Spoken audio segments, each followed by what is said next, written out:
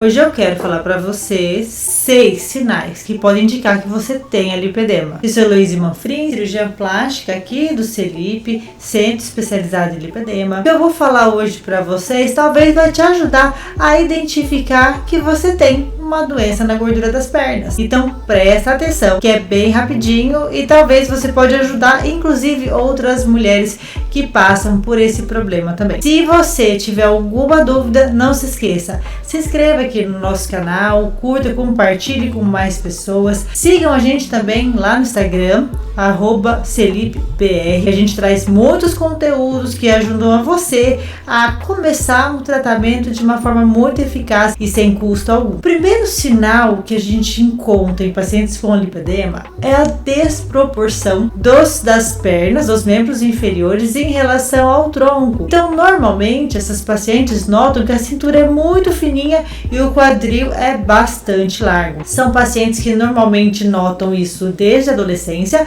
mas que pioram na primeira menstruação ou quando iniciam o uso de algum anticoncepcional oral. Então, o primeiro sinal é a desproporção dos membros inferiores em relação ao tronco. Segundo, seria dor ou até mesmo a sensibilidade ao toque. Nem todo lipedema dói, mas é clássica a paciente sentir uma dor diferente e desproporcional ao movimento. Por exemplo, a gente considera dor alodínica essas dores que acontecem em situações que normalmente não causam dor. Por exemplo, um simples toque ou, por exemplo, um animal de estimação quando sobe no colo. É uma dor que não é comum, mas que no lipedema pode acontecer.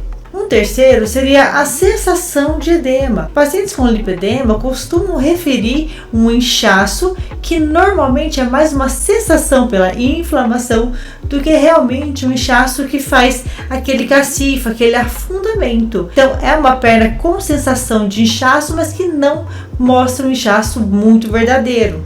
Quarto, roxinhos, as famosas equimoses espontâneas. São pacientes que normalmente acordam e vê a perna tá cheia de roxinho. São pacientes que começam a perceber que em momentos de mais estresse ou quando elas dormem menos, as pacientes jovens em época de prova, elas amanhecem com um monte de roxinho pelas pernas. E uma coisa muito importante, um detalhe fundamental, é que é um roxinho que não dói ao toque, diferente do roxinho do trauma. Quinto, os pés e as mãos normalmente poupados. A paciente ela sente que a perna é mais volumosa, mas o pé não, o pé é seco. E algumas vezes a gente consegue ver nitidamente essa transição, que ela acontece como se fosse um palmito mesmo, de repente o pezinho ele é bem sequinho, bem livre de edema e livre de gordurinhas. A mão também é poupada. E por último, que eu gosto muito de falar, que são os bolsões de gordura.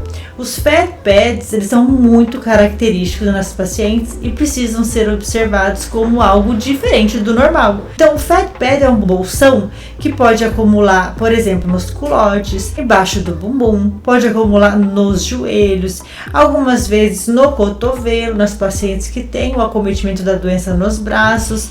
Então, os fat pads, eles são bem característicos da doença também. Eu passei para vocês esses 6 sinais e sintomas que nos ajudam a indicar uma possível doença.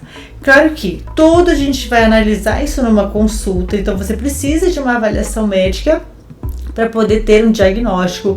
Mas se você se encaixa aqui ou conhece alguém que se encaixa, comece o tratamento. Aqui tem muito conteúdo para que você comece a se cuidar, para não deixar essa doença evoluir, mas principalmente para melhorar a sua qualidade de vida.